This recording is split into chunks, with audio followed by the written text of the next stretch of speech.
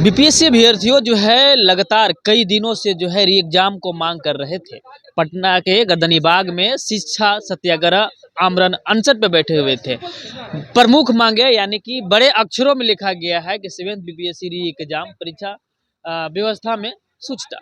लेकिन ना बिहार सरकार आई है इनके इनके आगे, और ना ही इनके पास जो है विभाग आई कि आप जो है जो मांग कर रहे हैं इतनी बड़ी तादाद में, इतनी बच्चों की फौज लेकर के आप जो आमरण अनशन कर रहे हैं इतनी ठंड में, आप मेरी बात को सुन लीजिए। कोई भी नहीं आया। बहरहाल प्रशांत किशोर भी आए। कई सारे सवाल जवाब है जो हम बच्चे से ही बात करेंगे। आखिर आमरण अनशन और कितने दिन तक चलेगी और चाहते क्या है। आप लोग कई दिनों से आमरण अनशन के बाद जो है मांग कर रहे थे कि री एग्जाम हो। विभाग से बात कर रहे थे, बात करने की कोशिश कर रहे थे, सरकार से बात करने की कोशिश कर रहे थे, लेकिन ना सरकार और ना विभाग आई आपके पास। री एग्जाम आज हो चुका है। कैसे देखते हैं री एग्जाम को और आपकी री एग्जाम कहाँ हुआ है सर? अभी तक हम लोग का तो मांग आज 18वां दिन है, तो री एग्जाम हुआ ही नहीं है। ये तो आयोग जो है अपने गलती को छुपाने का जो है षड्यंत्र वो किया है। उसका जो गलती बापू सभागार में जो उजागर हुआ है 1 सेंटरों पे, उसको 22 सेंटरों में तब्दील किया और री एग्जाम लिया। री एग्जाम हुआ ही कहाँ है सर हम लोग का? ये तो अपने गलती का पे जो होता है ना पर्दा डालना, इसको तो गलती में पर्दा डालना बोलेंगे। आगे आप लोगों को क्या आगे सर हम लोगों का ये शिक्षा सत्याग्रह है सर। तो आप लोग भी ने देखा है कि सत्याग्रह का परिणाम तो एक दिन में निकलता नहीं है। तो इसका परिणाम सर लेट लगे लेकिन आज निकले, कल निकले, निकल के ज़रूर रहेगा, क्योंकि हम लोग सत्य सत्य की ओर हैं। और ये आयोग जो भ्रष्ट आयोग है, जो भ्रष्ट सरकार है, जो कि अपने गलती को छिपाने की वजह से, है ना? और ढेर सारी गलतियाँ कर रही है। तो एक ना एक दिन उसको झुकना पड़ेगा और हम लोग का जो ये सत्याग्रह है इसकी विजय ज़रूर होगी। आगे क्या मांग कर रहे हैं विभाग से या आगे सर जो 18 तारीख को पहले दिन मांग था हमारा कि री एग्ज़ाम हो और जहाँ पे धांधलियाँ हुई हैं उनको हाई लेवल पे चेक की करानी होगी इन्हें। और जो इन सभी चीज़ों में संलिप्तता हैं, जिन भी लोगों की, जो भी लोग इस नेक्सस के पीछे काम कर रहे हैं उसका उजागर हो, है ना? और आए दिन ऐसी घटनाएं ना हो हमारे विद्यार्थी के साथ, हमारे फ्यूचर जनरेशन के साथ, कि उन्हें भी रोड जिस तरीके से हम लोग रोड पे यहाँ सो रहे हैं, है ना? इतनी ठंड होने के बावजूद भी, तो आगे भी ऐसे हमारे भाइयों को, आने वाले जनरेशन को ऐसे ठंड में ना सोना पड़े, है ना सर? यही हम लोगों का है। और कहा जा रहा है बच्चे सिर्फ घर में दे- भ्रमित हो गए हैं जी और जी। राजनीति का शिकार हो गए ना हैं। ना इसे ना आप ना ना कैसे देखते हैं। आपको लगता है सर हम लोग दिग्भ्रमित होने वाले बच्चे में से हैं, है ना? जो बच्चा हम लोग का सत्ता पक्ष के सर, कौन से पक्ष के? सत्ता पक्ष के लोग मैं अगर आप खुदा न खास्ता भगवान करे सत्ता पक्ष के लोग मेरे इन बातों को सुन ले, आपको मैं पूछना चाहता हूँ उनसे, आपको ये चीज़ पे बहस करने का घंटों वक्त है, बटोगे तो कटोगे, है ना? मंदिर मस्जिद पे घंटों बहस करने का वक्त है आपके पास, लेकिन आपके पास क्या 5 मिनट का भी वक्त नहीं हुआ कि हमारे बच्चे, हमारे वोटर, क्या हम लोग से जनगणना के लिए पैदा हुए हैं? क्या लगता है आपको सर? हम लोग बस जनगणना के लिए पैदा हुए हैं और वोट देने के लिए पैदा हुए, तो वही काम है हम लोगों का करना।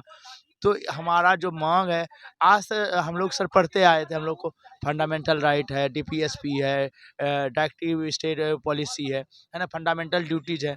ये सब अभी हमें लगता है ये सब कोरी बातें हैं, ये सब झूठी बातें हैं। प्रैक्टिकल में हम लोगों को ऐसी कोई राइट दी ही नहीं गई है। तो है ना? ये सब हम लोग बस पढ़ते आए थे कि हमारे पास भी राइट है, लेकिन सर इनके इस रवैये से, इस बेरुखेपन से ऐसा लगता है कि हम लोग तो मात्र इसीलिए पैदा हुए हैं क्योंकि हम लोग को बस अपना वोटर लिस्ट में नाम जुड़वाना है ना? जनगणना में नाम जुड़वाना है, बस 2 ही 3 चीज़ों के लिए हम लोग पैदा हुए हैं। अधिक भ्रमित सर क्यों होंगे? हर एक कोई, अब आप मेरे से बताएँ, अब दिल्ली में कोई आंदोलन कर रहा है ना? कोई इलाहाबाद में आंदोलन कर रहा है, कोई कहीं आंदोलन कर रहा है, तो इसमें दिग्भ्रमित होने वाली बात कहाँ से है? अगर सत्य है कि लड़ाई है, तो जो जहाँ से आवाज़ उठा पाए सरकार के साथ, तो वो सारे लोग का स्वागत है ना? ये तो बहुत अच्छी बात है। इसमें दिग्भ्रमित या डाइवर्ट होने की सवाल ही कहाँ से पैदा होती है सर? प्रशांत किशोर साथ दे रहे हैं। आप जी जी। सच में साथ दे रहे हैं या फॉर्मेलिटी मार रहे हैं। ये जी दो सर सवाल, देखिए, दो सवाल है, एक क्वेश्चन है, सवाल दो है। जी सर, साथ दे रहे हैं फॉर्मेलिटी। हम लोग देखिए, आप यदि अगर गांधी मैदान जाएंगे तो अगर वहाँ देखेंगे तो कोई लोग, हमारे लोग यहाँ से भी गए हुए हैं, या जो भी लोग आए हैं वहाँ पे स्टेज पे होंगे, उन्होंने किसी लोगों ने एक झंडा जन स्वराज का नहीं लिया हुआ है, ना ही जन स्वराज जिंदाबाद का नारा लग रहा है। वहाँ शुद्ध रूप से वहाँ भी यहाँ पे विद्यार्थी का, है ना, सत्याग्रह है, स्टूडेंट का सत्याग्रह है। इसमें राजनीतिकरण की कोई सवाल ही पैदा नहीं होती है ना। और हम लोग को आपको लगता है हम लोग किसी पार्टी के से राजनीति करने वाले में से हैं? तो सर ऐसी कोई बात नहीं है, निराधार बात है जी। आखिर में आप लोग कई दिनों से देखा जाता है गदनी बाग में कई दिनों तक जो है गुलजार रहे हैं, जी, अभी जो है गुलजार नहीं है। क्या जी आगे सर, एक बात बताता हूँ मैं, आप बात करते हैं गुलजार का, आप भीड़ किसकी होती है? भीड़ किसकी होती है? झूठों की भीड़ होती है ना।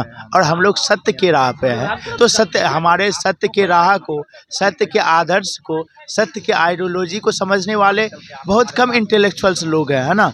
तो हम लोगों का भीड़ जुटाना कोई मकसद नहीं है ना।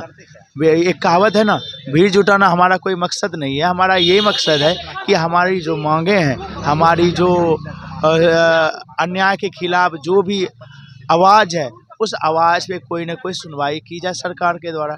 बस यही मांग है। इसमें भीड़ जुटाना नहीं जुटाना की सवाल हम लोग को सर, एक बात, अगर सर भीड़ जुटाना तब ना होता हम लोग को, जब हम लोगों को सरकार के विरोध हमला करना होता, किसी सरकारी प्रॉपर्टी को ध्वस्त करना होता। मेरा नाम अभिनव कुमार है। अभिनव जी, क्या यह माने कि जब तक विभाग रुकेगा नहीं तब तक अभ्यर्थी रुकेगा नहीं? नहीं नहीं नहीं, बिल्कुल नहीं। तो हम लोग रुकने वाले में से हैं ही नहीं।